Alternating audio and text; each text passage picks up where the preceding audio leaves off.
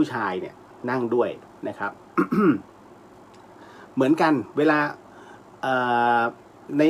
ในส่วนตรงนี้หลายๆท่านน่ะอาจจะไม่เข้าใจนะฮะคือพระท่านจะมีกฎซึ่งเรียกว่าพระวินัยเนี่ยเป็นตัวกำกับอยู่นะฮะในส่วนของ การถ่ายรูปเหมือนกันนะฮะสังเกตนะฮะว่า หลายคนเผลอนะครับก็จะไปขอพระคุณเจ้าท่านถ่ายรูปหน่อยเจ้าค่ะถ่ายรูปหน่อยเจ้าค่ะพระสงฆ์นะฮะถ้าเอาตามหลักจริงๆนะฮะตามพระวินัยพระสงฆ์ถ่ายรูปพร่ำเพรื่อไม่ได้นะฮะผิดพระวินัยแต่ถ้าเป็นการ ถ่ายรูปเหมือนกับในที่จัดวางไว้อย่างเช่นธรรมาสน์หรือที่ท่านนั่งนะฮะอยู่กับนิ่งๆนอกเหนือจากชุมชนนะฮะเป็นห้องเป็นห้องโดยเฉพาะอย่างเงี้ยฮะได้แล้วถ้าเป็นสีกานะฮะสีกาเนี่ย ไม่สามารถจะถ่ายรูปเหมือนกับขอคู่ได้อันนี้คือห้ามเลยนะฮะเพราะคืออย่างนี้คำว่าคู่เนี่ยหมายถึงว่าแม้ท่านนั่งอยู่ข้างบนนะฮะนั่งเก้าอี้อยู่และเรานั่งข้างหน้าซึ่งนั่งข้างล่างอยู่ห่างด้วยแต่เวลาถ่ายภาพเนี่ยนะฮะมันก็จะเห็นเฉพาะเราอยู่ข้างหน้าผู้หญิงจะอยู่ข้างหน้าแต่พระอยู่ข้างหลังก็เป็นการไม่เหมาะสมดังนั้นเขาถึงต้องมีพยานอีกหนึ่งคนก็คือผู้ชายใครก็ได้นะฮะเดินอยู่โยมมาเข้ามาหน่อยมาถ่าย คุณก็จะสงสัยใครวะ ท่านเรียกใครวะท่านเรียกพยานนะฮะเพราะว่าจริงๆแล้วท่านจะไม่ให้ถ่าย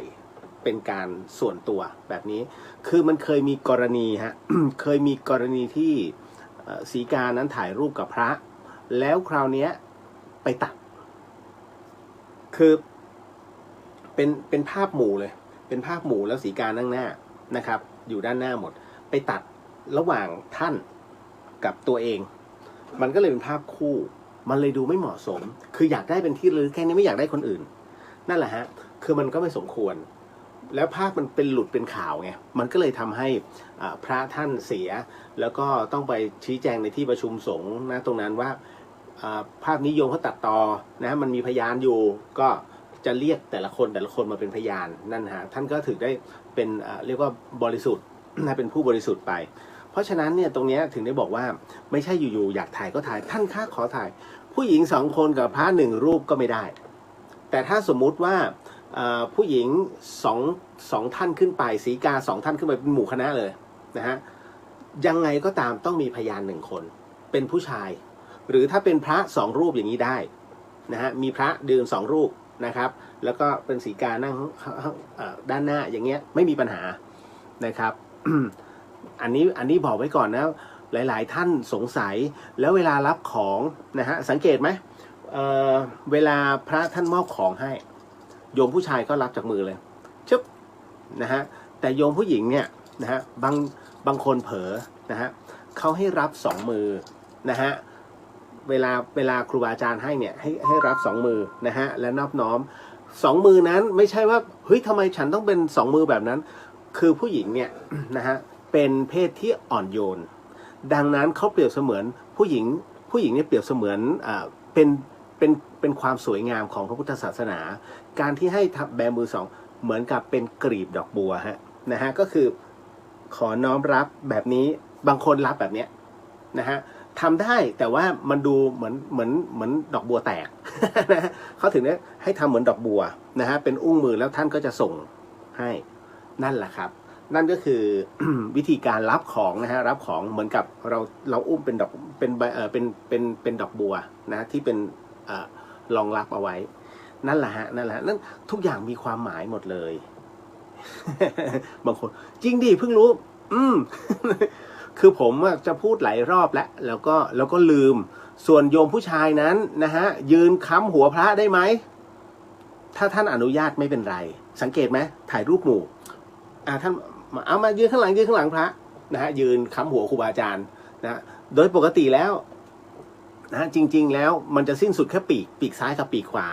จะไม่ยืนแบบยืนอยู่บนด้านหลังพระท่านไม่ท่านจะให้เว้นช่องเอาไว้ถ้าครูบาอาจารย์2 รูปก็ต้องเว้นให้เห็น2 รูปก็คือแค่เสมอไหล่ท่านแค่นั้นนะฮะอันนี้ อันนี้บอกเอาไว้เผื่อท่านใดลืม นะฮะก็ถือว่าเป็นเรื่องราวความรู้ แล้วก็เวลาไปหาพระนะฮะสีกาทั้งหลายเนี่ยมักจะเดินเข้าไปหาดุยนะครับบางทีพระท่านก็ไม่ได้ตั้งตัวเหลืออังสะอันเดียวกับไม่กวาดท่านก็ไม่เป็นไรท่านก็ไม่ท่านก็อนุโลมแต่คราวนี้เวลาจะคุยท่านต้องพาเดินแต่เดินเนี่ยท่านจะไม่คุยนะถ้าคุยก็ถ้าเป็นวัดที่เคร่งก็เรียกว่าเป็นปรับอาบัติแต่เป็นอาบัติเบานะฮะก็เดินไปเรื่อยๆจนถึงที่นั่งแล้วท่านก็จะนั่งนะฮะในขณะเดียวกันเวลาโยมนั่งคุยสีกานั่งคุยต้องนั่งห่างอย่างน้อยเนี่ยประมาณ1.5 เมตรถึง2 เมตรเท่านั้นเลยแล้วเวลาท่านคุยเนี่ยถ้าเป็นการสนทนาบางครั้งเนี่ยสายตาหลุดได้คุยกับโยมว่าโยมเข้าใจไหมแต่จริงๆแล้วสายตาท่านอ่ะไม่สามารถจะจ้องโยมได้สีกาเนี่ยจ้องเป๊ะเลยไม่ได้ต้องมองที่พื้นเท่านั้นฮะกันจิตมันวอกแวก